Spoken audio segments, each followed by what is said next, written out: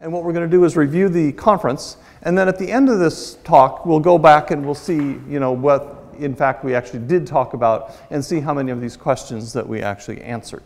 So we began with an overview from Sean on big questions. So the big questions that we were then told that we had to deal with were, what is time? Does time have a direction? How does complexity evolve? And then we spent a lot of time talking about the fact that our universe starts in this state of very low entropy. And then, of course, there's this measure problem,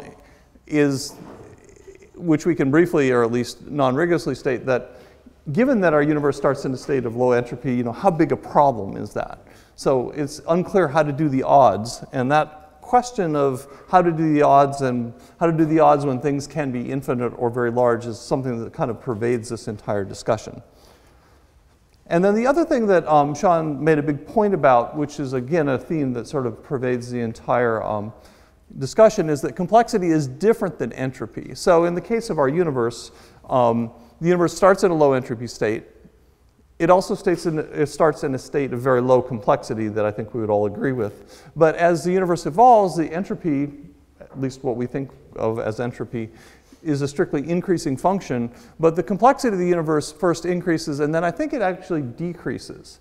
So I want you to keep that theme in mind as well. The one thing that I'll give you that's value added that we haven't already talked about is I'll give you a timeline that shows in slightly more detail how that actually plays out.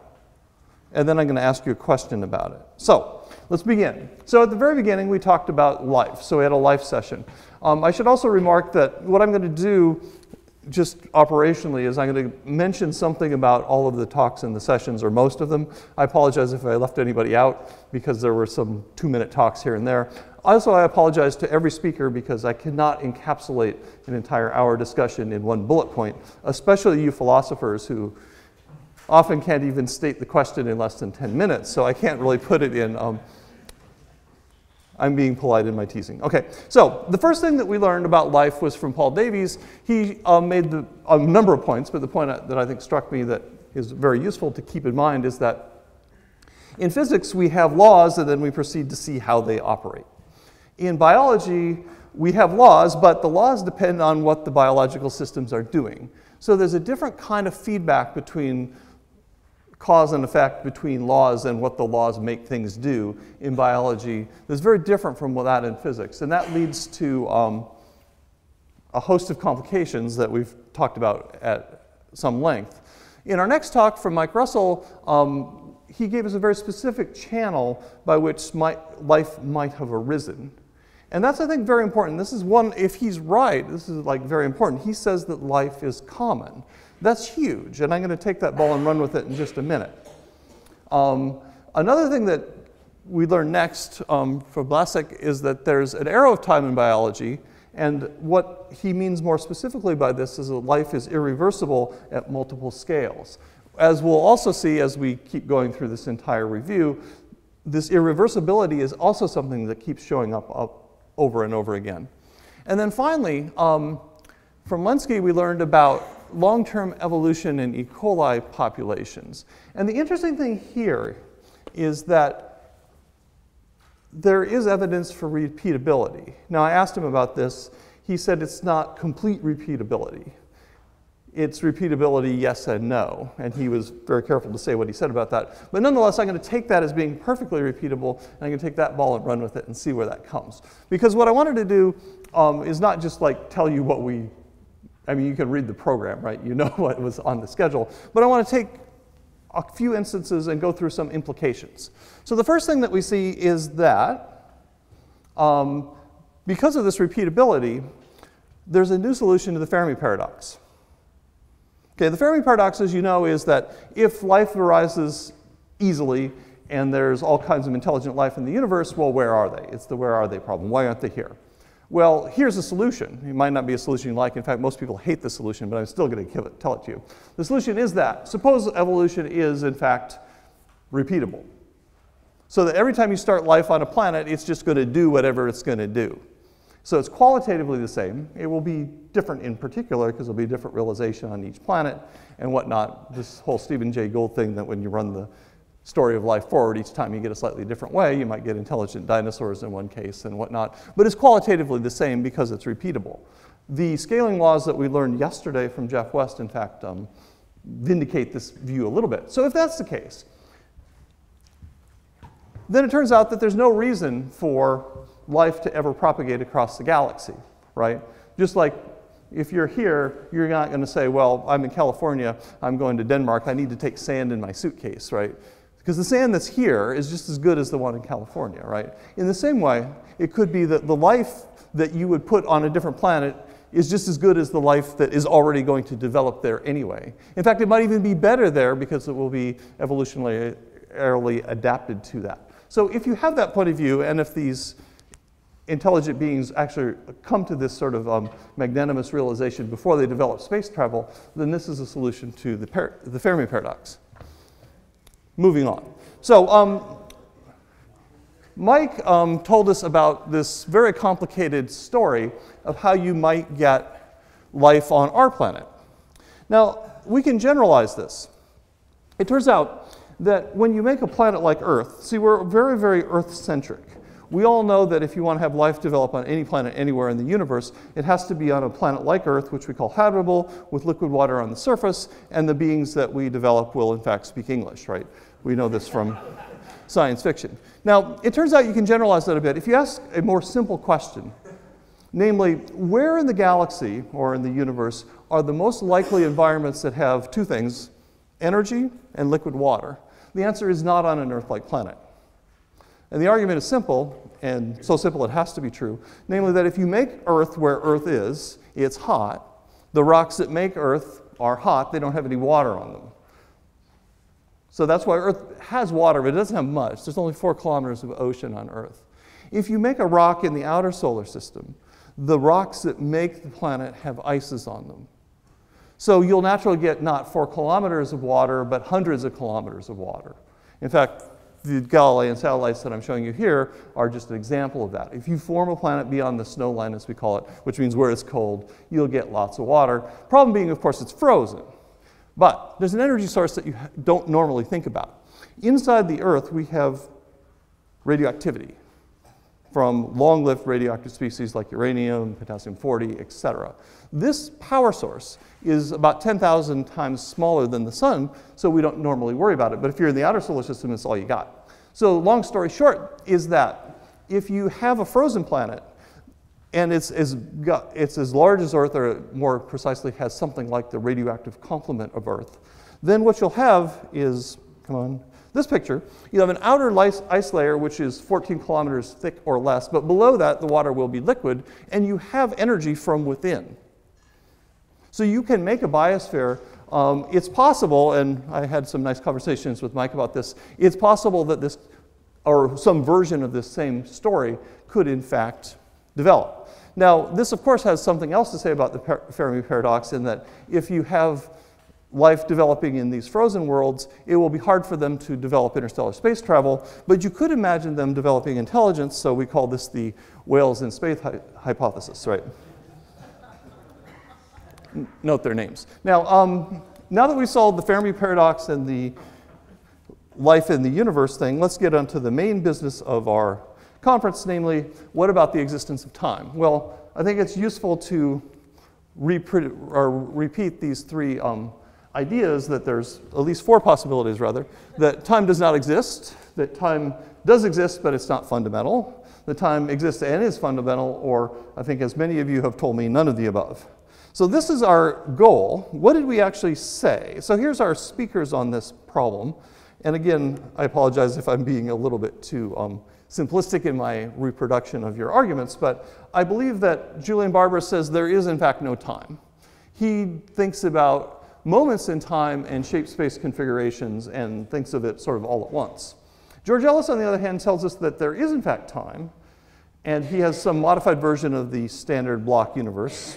And then we had another interesting idea from Maudlin, namely that you can put time into your theory if you say, well, I'm going to throw out regular topology and develop topology, or a different kind of topology from the ground up based on lines, and then I make those lines directed lines, then I get an arrow.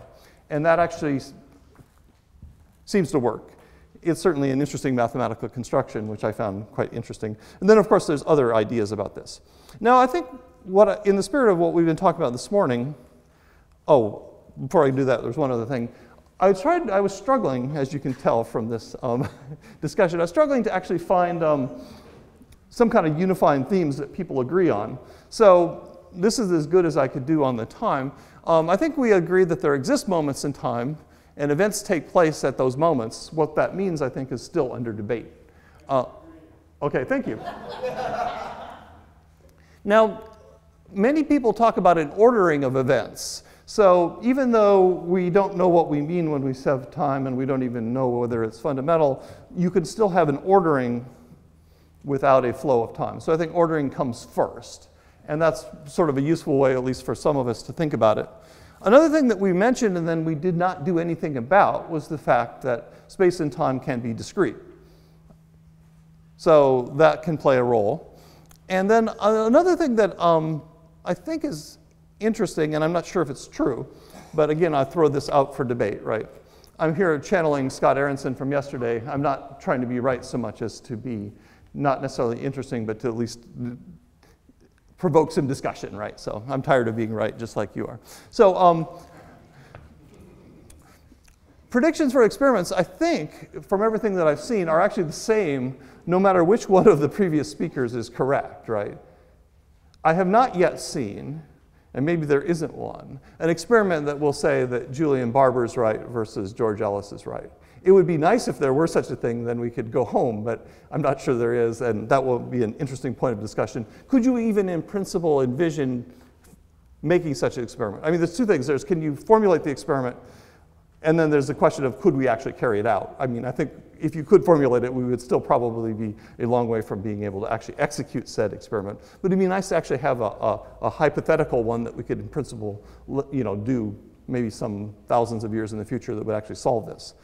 Now, in the meantime, what I think would be useful, and this is in the spirit of the discussion we've had, I think, all week, is that it'd be nice to write down, instead of just, does time exist, it would be nice to write down a much more limited problem in much more precise terms, and then either prove that it's true or false. Again, I don't know whether these are true or false, and these are just examples I came up with late last night, but you could imagine a conjecture that says the second law of thermodynamics, that entropy always increases, is both necessary and sufficient to give time and direction on the macroscopic scale. Now, I could imagine that half of you will agree with this and some will probably not agree with it. But you could imagine writing down maybe not this conjecture, but a more specific version of it that you could prove right or wrong, and then we could actually make progress and move forward. Because right now we're at the stage where we say, well, time does exist. No, it doesn't. Yes, it does. No, it doesn't. It's a lot like being on the junior high playground. It would be nice to make specific statements. And I'm not exactly sure. The problem is that I'm not exactly sure what specific statements they should be. But it'd be nice to make specific statements and then move forward. One example is that the second law gives us an arrow of time on macroscopic scales. Another idea that has been thrown around is that the collapse of the wave function might give us an arrow of time on microscopic scales. You can imagine defining an entropy at this scale, but that's not the same entropy that you need in this one. And then, of course, if all of this works, you can imagine a third conjecture that if you have the first conjectures true, that you get an arrow of time on macroscopic scale from entropy and the microscopic scale from wave function collapse, then this might be necessary and sufficient to give time and direction, period. Now, this is, of course, way too naive and simplistic to be the end. What I'm saying is that one way to go forward is to make such conjectures, not necessarily these, and then either say they're right or wrong, and then move forward from there. I think we're sort of developed enough in this field that we could actually begin to imagine doing that. Now, we will now go to the next topic, which was memory. So we're changing gears quite a bit. First, we heard a rather philosophical talk about how we experience this sense of past and present and future, but physical laws are reversible, and there's a lot of issues associated with this. I'm sorry if I can't reproduce these arguments, because then we slip directly into biology, which I think is just fascinating, that we can have memories of things that happened, and we can have visions, I would call them even daydreams perhaps, of things that are going to happen. And the way in which the brain processes those two things under the right circumstances can be remarkably similar. And that also tells us that the way in which we deal with memories is not just the way we think of when, you know, we always, since we deal with computers, we always imagine that your memory is just some little file on your disk that's in your brain, and you just drag it up. But you build on it. And then the next talk also talked about how memory is this constructive process, and that this is very important for false memories and the difference between confidence and accuracy. And we also learned that everybody in New York City in 1973 looks exactly the same. Now, one of the things that struck me from this session was that there's this huge open parking space that someone should drive into. Namely that in everything else we've talked about in this conference, there are mathematical models left, right, and sideways. You know, yesterday we heard mathematical models about scaling and about complex systems. There's mathematical models of fitness landscapes for evolution. There are no mathematical models for this idea of building memories and accumulation of errors. This, I think, from my understanding from what we heard in that session, was that this is a wide open research opportunity for some mathematically inclined sort to go into. So I thought that was sort of the cleanest problem statement I could come out of with the week for someone can jump on this. Now, we go to the universe. I actually turned out to have a little bit more to say about the universe than the other topics for two reasons. One, I work on it. Two, I was in the universe boat, so we spent a whole extra day talking about the universe. So we first heard about a philosophical discussion of this and Eddington's challenge. And then we heard a lot of material from the next people. I apologize for giving you very short shrift on what you actually said, but the notes that struck me are eternal inflation from Andy Albrecht has this problematic infinity. And that's something that he really emphasized, is that there is an infinity and that infinity matters. Then Richard Easter also talked about cosmology, and he made an interesting point that we really don't have full time resolution. When we go back to an energy scale of about a TeV, which is a time scale of 10 to the minus 12 seconds or so, give or take, we really lose focus, or we lose contact, or direct contact, I should say, with experimental confirmation. So what we talk about when we talk about slices of time smaller than, let's say, 10 to the minus 12 seconds, is qualitatively different than when we talk about time on time scales of a microsecond or a nanosecond or even 100 years, right? And I think that this is an interesting point that requires, or can require further discussion. And then we also heard a very interesting and complicated story about different ways to slice space-time from Chandler. So, one of the things that was not said during this whole discussion of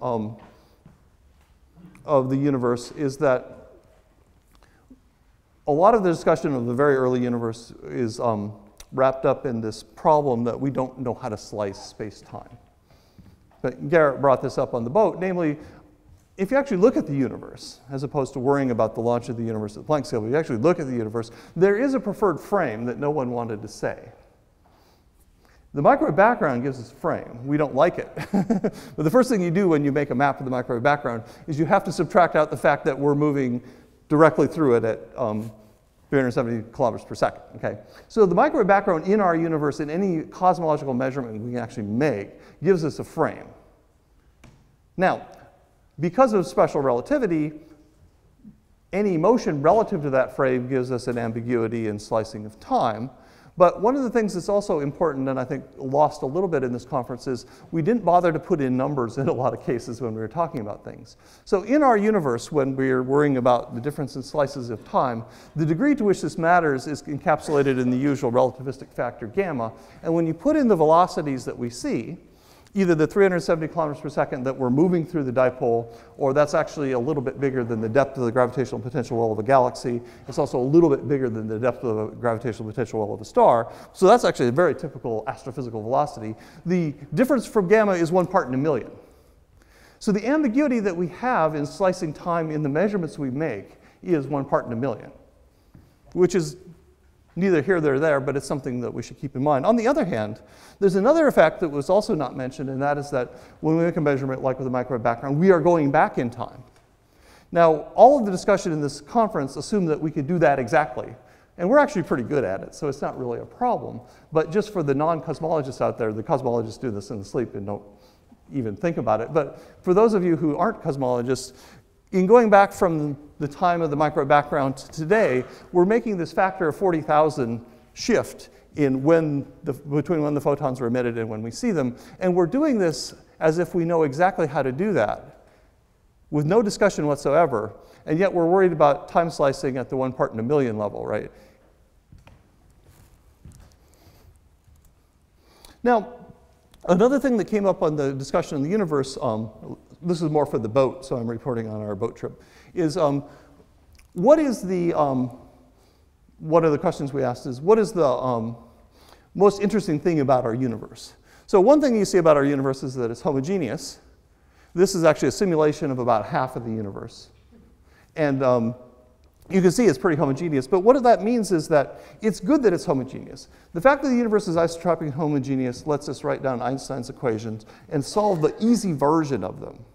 If it weren't homogeneous and isotropic, we would have to solve the full 4x4 matrix, or at least the 10 independent versions of it. And that would be a whole lot harder, right? So cosmology is easy, or easier, because the universe is homogeneous and isotropic. It's also true that the other thing about our universe is that other physical laws are simpler than they had to be. Just the fact that the Schrodinger equation is linear rather than nonlinear lets us actually solve it, not as well as we'd like to, and we've talked a lot about wave function collapse and the difficulties of that. But even if the basic equation were not linear but rather nonlinear, understanding our universe would have been a whole lot harder. Now, back to the business of being homogeneous, it's important also to keep in mind that this homogeneous nature of the universe is actually only true in an intermediate asymptotic way. Now, we kind of are all aware of this, but I just thought I would say it straight out, that when you go from the large-scale structure of the universe, where we can use the simplest version of Einstein's equation, to smaller scales, we see that the universe is very lumpy, and that's good. That gives us galaxies, stars, and us. The density contrast between you and the universe is about 1 part in 10 to the 30 or something. So, give or take. So that's a very important density contrast, right? So we are aware that when we go to small scales, we break the homogeneity, and that's good. What's often left unsaid is that when we go to large scales, and here I'm talking about large scales much larger than the horizon size, we also break the homogeneity. If you think in terms of inflation, for example, inflation made the universe large, big, flat on a certain size scale given by the number of e-foldings of inflation. But the number of e-foldings, and you need 70 or so e-foldings to get the universe big and flat on the scales that we see it. But inflation probably lasted longer. It might have done 100 or perhaps 1,000 e-foldings or more. But it's a number we can usually count to. We don't usually think of it as 10 to the 500 or some large value of e-foldings. And even if it were, it would be a finite value. So if you were to go on the horizon on a large enough scale, beyond whatever scale is projected forward from the number of e-foldings of inflation, you would get to a curved space-time of some sort. Not that we can say anything about it, but this homogeneity will break on both the largest and the smallest scales. Now, we're here about time. So I want to float the following conjecture, namely that, and this is sort of in the spirit of Richard Easter, that time is also an intermediate asymptotic concept, at least as applied to our universe. We've already talked long and hard about the fact that you can't actually define time smaller than the Planck scale. So there's going to be only, there'll be a lower boundary at the Planck scale. You might make the lower boundary bigger if you're more skeptical, because we've certainly lost the realm of experimental confirmation about what we're talking about when we talk about time when we go that far down. But what about the other end? That's where things get interesting. How long in the future can you actually talk about time in the same way? Richard Easter said we can't really go back for above energy scales of a TeV before we start to lose focus with the experiment. How far into the future can we go before we're talking about something different? So here's a movie, funded by FQX, by the way, where I'm showing the large-scale structure of the universe evolving past the present day. This counter in the corner is the scale factor of the universe in units of today's value, so now we're 6, 7, 8 times. Like many movies in Hollywood, the plot really gets boring at the end here. It's very disappointing. See, ain't nothing happening, okay? And that, of course, is the point. If you have a universe like the one we measure, where the cosmological constant is actually constant, that's what we're assuming here. That might be an assumption you want to question, but let's assume that's true. Then what you get is this picture. These are the stills from the movie. You see that in about 100 billion years, which is less than 10 times the current age of the universe, every bound structure in the universe today becomes its own little island universe. Further, and I talked about this in Iceland, so I apologize for showing this plot again. Every bound structure, which is really a big galactic or cluster halo, not only becomes its own structure, but it also has a universal form. That's a whole talk in itself, but it does. And we know what that universal form is. And because we know what that universal form is, we can calculate the space-time metric. So you can calculate the space-time metric for every island universe in the future. And basically, it has this form. The A and B in this metric are just scaled versions of the alpha and beta, which are calculated here. The only variable is that each of these halos will have a different normalization because they have a different mass. But that's not important for this. What's important for this is this other term, which is the vacuum energy term. And that tells us that there's a horizon. The horizon size, to put in numbers, is about 12,600 megaparsecs, give or take a couple. So what that means is that in the future of this universe, in only about 100 billion years, you have a static, or more or less well-defined space-time. You have this horizon from the vacuum energy that will fill, eventually, it will fill this universe with sort of what I call inverse Hawking radiation from this horizon. And it will have a wavelength of about this number, 12,000 megaparsecs. So it's very low energy radiation. So if this were all that was happening, if you only cared about the universe on the large scale, time would run out when the universe is about 1 trillion years old. Because at that time, everything would start to look the same. Now, you could talk about timescales longer than that, but what you mean by them would be different. Now, in the case of our universe, it's not quite that simple because even at 1 trillion years, there's still stuff in the universe because there's deep in this point here, there are still galaxies, and in those galaxies, there are still stars. So before you reach a true thermal equilibrium, you have to account what happens for them. So very briefly, the newsreel of the future history of the universe in 30 seconds is the following. The longest lived stars live for tens of trillions of years. Now, that's actually important for those of you who care about life because we're only 1/10 of the way into the era when we have starlight. But after about 10 trillion years, the longest lived stars die. It also turns out that you can make new stars through conventional processes on a time scale of about 10 trillion years. On longer time scales, you've literally run out of gas, so you can't do it. Now, after the stars burn out and you can't make any more, we still have the degenerate remnants, white dwarfs and brown dwarfs. The brown dwarfs will collide, so you can keep entropy generation and hence no thermal equilibrium going for a little bit longer. Just to put in some numbers, right now the universe, or the galaxy rather, has billions and billions of stars in it. Since we know how many brown dwarfs there are, we know what cross-section for collision there is, we know that they form low-mass stars when they collide, you can say how many of these there are in the future, and the answer is 2. Whereas the galaxy today has billions and billions of stars, the galaxy of the future will have 1 or 2 stars formed through this process. The white dwarfs will also continue to generate energy and entropy by hoovering up dark matter particles because they're almost optically thick to them.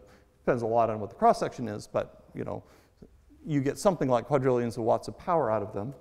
Then the galaxy will dynamically relax, and then protons will decay, and then you're left with only black holes. So this is the timeline. The black hole lifetime is about 10 to 65 years for a solar mass black hole. The ones that we have are stellar black holes, so they will die in 10 to the 60-something years. The supermassive black holes that we talked about that live in the middle of the galaxies will die in about 10 to the 100 years. I assume this is where Sean got the 10 to the 100-year number in his initial talk. So what that means is that by the time the universe is 10 to the 100 years or so, everything that we know will basically be dead, okay?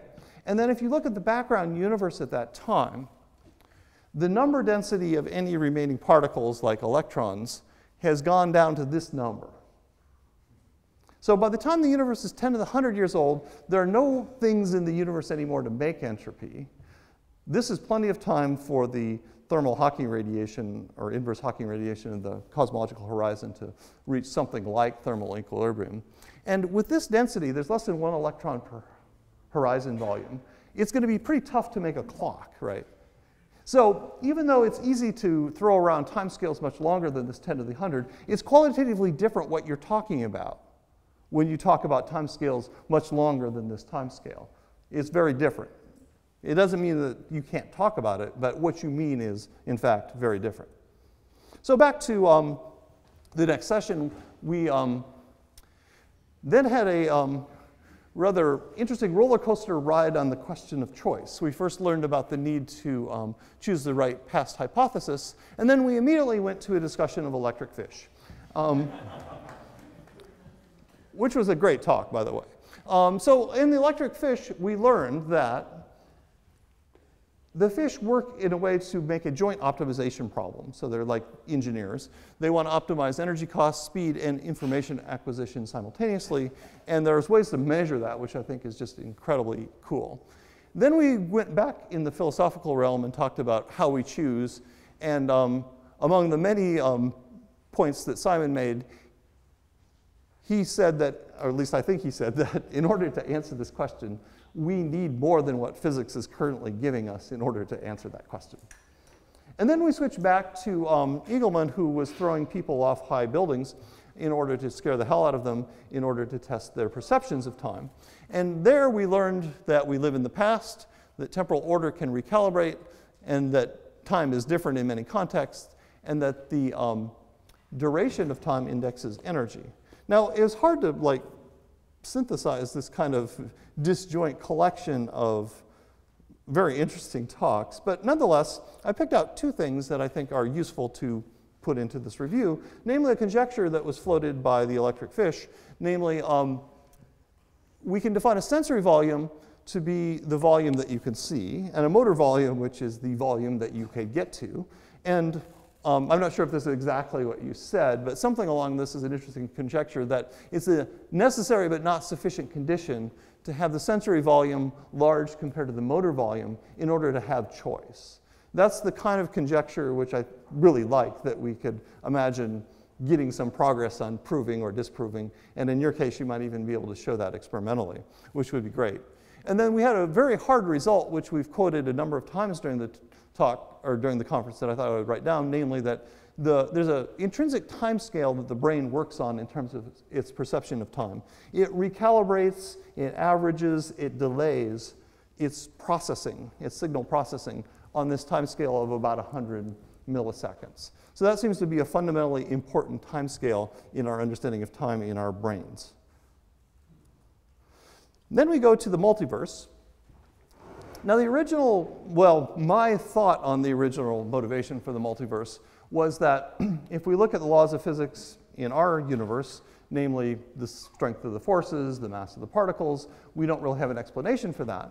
But if we invent a whole multitude of multiverses, then you could imagine that these different independent universes will sample the possible values of the strength of gravity and so on. And the fact that we live in the universe that has our strength of gravity then sort of becomes obvious.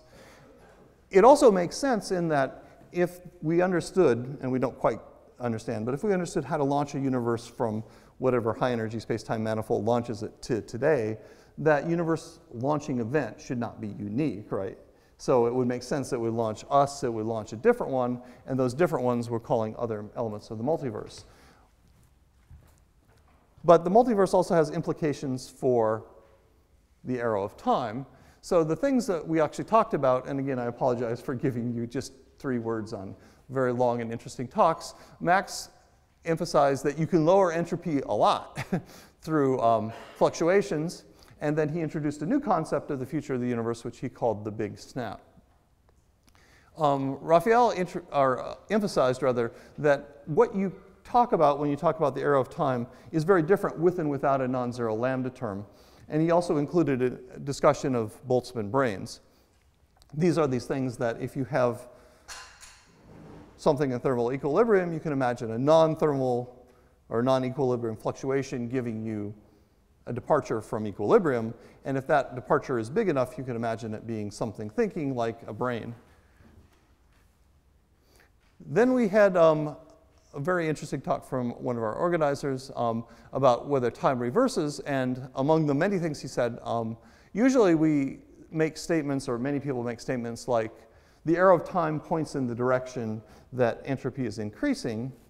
And I think Anthony was turning this on his head, saying that the minimum entropy is the time from which the arrow, or is the place, or the time from which the arrow of time points, right?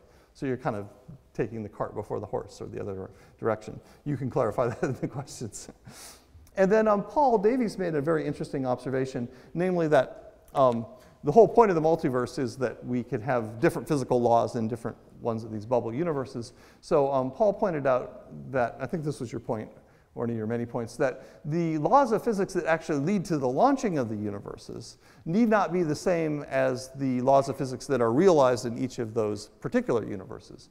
And there's an interesting implication to that that bears on our discussion of that, is that we are making this somewhat implicit assumption that the launch of the universe is governed by the laws of physics that we know, because that's all we know how to calculate. But if the laws of physics that are launching universes are a different set of laws, then it's actually a little bit unclear what we're doing, right? I think some would say it would be better to use the term effective laws within the universes and fundamental laws in the bigger. Right. So, but that means in your language, though, we're measuring, dealing with, and realizing effective laws. But if there are fundamental laws which are not those, then applying what we know about the effective laws could lead us astray, right? Right. Yeah. But we no idea what the laws are in the bigger picture. That is a problem. The problem is where do those laws? Exactly. So Sean's explanation for the arrow of time, or at least one of it, at least this is something I pulled off the web from him, is that in the multiverse you can solve the arrow of time problem by just saying that you get lots of these baby universes or pocket universes or bubble universes, and the arrow of time will work differently in each one, so it works the way it works in our universe because we're in that universe. And that's a nice, elegant solution. There's a couple other things that kind of came up, and this is just sort of from an informal poll of the audience. One thing that was never stated is that how long does it actually take for one of these Boltzmann brains to show up? We talked earlier about how, once the universe is older than 10 to the 100 years, what the universe is and what it means to talk about time changes a little bit. The Boltzmann brain timescale is much longer than that. And then in the spirit of what Andy Albrecht was emphasizing, when you're talking about things like the likelihood of a Boltzmann brain showing up, the likelihood of an observer, it makes a huge difference as to whether or not you just have a large but finite time under consideration, or if you're literally waiting forever. I can't emphasize to you enough that infinity is a big number. So even a hugely large number, like people have criticized me for talking about 10 to the 100 years, but if you divide that by infinity, you get 0. It's remarkably close to the beginning of time compared to infinity. So you have to be careful in making all these kinds of arguments to not be the playing fun with infinity kind of thing. And then the other point that came up from discussions is that whether or not the multiverse ultimately solves the arrow of time, it still has a number of other roles in cosmology and understanding. And like I said before, if we could understand how a universe, including our universe, is launched, it's at least conceivable that there could be many other universes launched in the same way. So there very well could be a multiverse, and it very well could be important, independent of the question of the nature of time. So we have to move on. Then we talked about, in our next session, quantization. So first we talked about scientific notions of free will, and I like this statement that the partial unpredictability is a necessary condition for free will. And that's not sufficient, of course. And how that all fits together is to be determined, I would say. Then Klaus mentioned that we get arrows of time, and by this I think he meant just irreversible processes from retarded and advanced radiation fields, entropy increase, quantum measurement, and gravity through structure formation. And then he proceeded to tell us how a similar irreversibility could come out of the quantum gravity. He also made the interesting point that our universe has got a low entropy if you compare it to what we think black hole entropy is. In other words, our universe is not optimized to make the most black holes. So we're very far from that maximal entropy state if you define the maximal entropy state where all the matter is in black holes.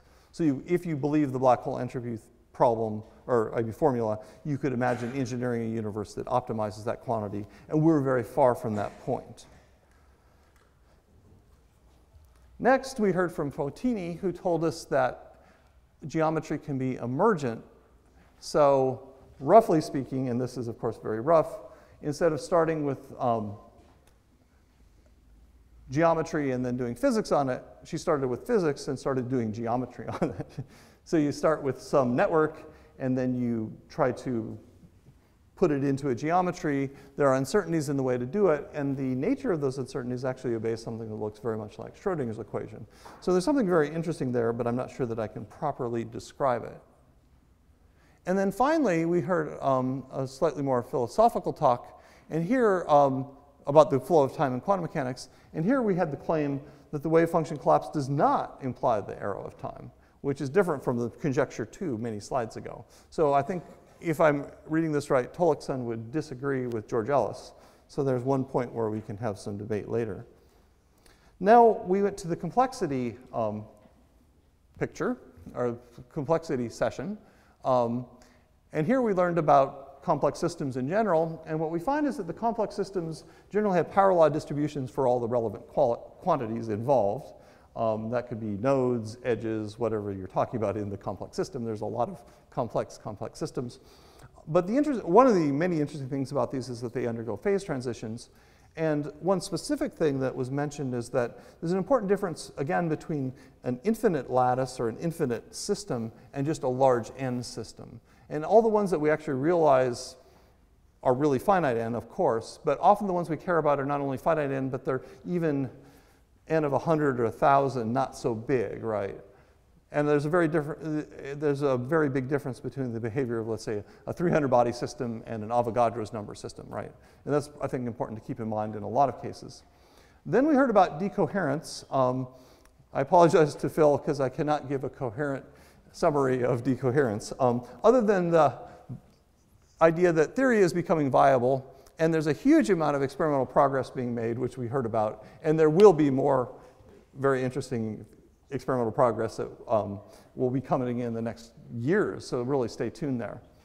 Then the next talk talked about biological systems, and in particular molecular machines. The interesting thing there, or one of the many interesting things there, is that the fluctuations that these machines are subject to are order unity compared to the KT, the thermal bath that they live in.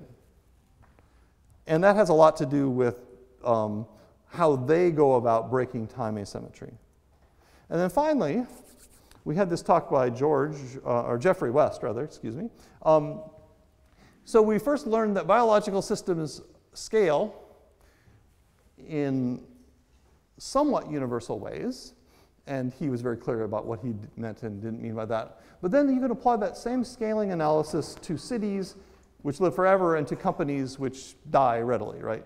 So one of the things I took away from this is that it's all about this exponent, which he called beta. So if your beta is bigger than 1, you can have continued growth and live forever. If your beta is less than 1, you basically saturate and die. So the key question, I think, going forward is to figure out how one can take a system like a mammal, a city, a company, and figure out how to change your behavior or change your mode of doing operations so that you can change your beta value. If you could do that, I think if you could do that for a mammal, it could live forever, which would be kind of cool. And if you could do that for society, we could prevent this growth singularity that we talked about yesterday. So I'm going to go back to what Sean showed on one of his first talks, namely this idea that entropy increases and complexity doesn't. So here's my version of his plot. What I would like to ask or plea for is that it's not obvious how you actually define what you mean by complexity. And I'm going to limit this particular minute discussion to cosmology, where we have something to point to. Namely, I gave you this newsreel of the future history of the universe. We have stars now, then we'll have degenerate objects, then we'll have proton decay, then we'll have black holes, and then we'll have vacuum, right? So the story of the universe isn't dust to dust, ashes to ashes, but rather particles to particles. But the question is, if particles are simple and not complex, and particles at the other end are simple and not complex, where along this line do you have the maximum complexity? Is it the star? Is it a white dwarf undergoing proton decay? Is it a black hole? It's not obvious, right? In some sense, black holes are the hardest thing because you have to understand the most math, because you have to understand relativity. On the other hand, they're actually the most simple objects to put in an HR diagram. So as an astronomer, the black holes are easy. The stars are hard, right? So just to pose a question, sort of a take-home homework assignment for you, how do you define complexity and make sense of this? And once you've defined complexity to make sense of that, which epoch of the universe is the most complex? I don't think we have an answer to that, but I think that's an answerable question that we might want to contemplate. So moving on, we talked this morning about truth. So since this was a discussion that just unfolded, I can't really give you a beautiful synopsis of it other than to say there is this new paradigm of computational science, and it is, in addition to theory and experiment, it is its own thing, and there are issues with it, as we had a long discussion about. And then the other thing that came out of this morning, of course, is that there's this discussion of the scientific method. So the scientific method works, but there's lots of hand-wringing in especially popular literature about scientists not acting according to the scientific method. We heard a quote this morning about how the only way for someone to change their mind is for them to die, right? So I think it's important to keep in mind, and this is probably obvious to most of you, that the scientific method is also an intermediate asymptotic process, right? It doesn't work on the scale of one guy or one woman. It doesn't work on the time scale of 1 year. Sometimes it takes a long time for the scientific method to do its thing, change paradigms, give you a new theory. Many generations of graduate students. And most, but not all, of this hand-wringing about how the scientific method doesn't work can be alleviated if you just keep in mind the intermediate asymptotic nature of this. Now, those of you who are still awake will realize this is the third time I've invoked intermediate asymptotics. And yes, it's true. But nonetheless, let me wrap up in just a few more slides here by trying to unify what we've learned. And it's hard to actually find unifying themes. But one of the unifying themes, I think, is that on all of the scales in which we're talking about time, the fact that it's irreversible in one way or another is one unifying theme. That shows up in entropy increasing, wave function collapse, in biological evolution, in the physiological perceptions of time, and also in the psychological perceptions of time, and then also the way in which we put time variables into complex systems. On all of these scales, there is a certain unifying principle of the fact that time has an irreversibility to it. I'm not sure where that gets us, but I think that is a unifying theme. Another unifying point, which we didn't talk about fully, is that on all of these scales that we're talking about, fluctuations are going to matter. I mean, and what we did talk about is that you could imagine the launch of the universe itself being part of a fluctuation. The production of Boltzmann Brains is a fluctuation. The reconstitution of dead pianos is a fluctuation, right? Or a series of fluctuations, I guess, to quote Anthony a little better. But when we do network phase transitions, like we heard yesterday, the fluctuations will matter. When we have molecular motors in biological systems, the fluctuations will matter. So I think there's room for further work on understanding how fluctuations fit into all of these different contexts that we're talking about. So that's another unifying theme. And finally, there's a few things that we didn't talk about. We didn't talk about time travel, which I thought someone would bring up, but that's probably not so important. But what's perhaps more important is that we talked only briefly about chaos and sensitive dependence on initial conditions. That's another source of effective irreversibility and effective randomness. And the interplay between deterministic systems, quantum systems, and chaotic systems is an interesting area that probably will have some effects in the future. So that's another place that we can go, especially on questions like free will and choice and such. So here's our fundamental questions that we began with. So let's see how we did. So how does time flow? Well, we're not sure. Why does time have a direction? Well, at least here we have lots of answers. Not a single answer that you all agree with, but nonetheless, there are many answers. Time flows because there's a direction because of the multiverse, because of delta S bigger than 0, because of wave function collapse. At least we have some things to throw around and fight about. How does the universe evolve? Well, we have a story of how the universe evolves that we're continually refining. In this, except for the birth moment, we're in pretty good shape. The birth moment is a big question. What does it mean to record a memory? I will defer that to our biological friends. What does it mean to compute something? I'm not sure we actually talked about this per se. Scott, of course, mentioned it in passing, but he was focusing on other things. What happens as we think? We spoke mostly of memory and dreaming and envisioning, but the details of thinking, I think, are still open. We talked a little bit about the emergence of complexity, and we talked a little bit about aging, and a lot, I think, about evolution. So we covered all of these topics, but I don't think that we really nailed them per se. But to give you hope, I would like to take you back to what I said earlier, that the scientific method doesn't really work on a time scale of 2 years, it works on a time scale of centuries. So if we go back centuries, we've gone from this old picture of the universe where the Earth had to be on top of some elephants, and then of course the elephants have to be on top of something, so they're on top of turtles, and that was our old cosmological view. We've replaced that with Big Bang theory, where we start with this high energy manifold, and that somehow gets itself into an inflationary epoch and expands to become our universe today and goes through this timeline that we've talked about. And what I thought was striking, and probably a good place to end this talk, is that there's a certain similarity between two of these, in that in each of these cases you see there's something missing, and you can fix it up in a similar way. So, thank you.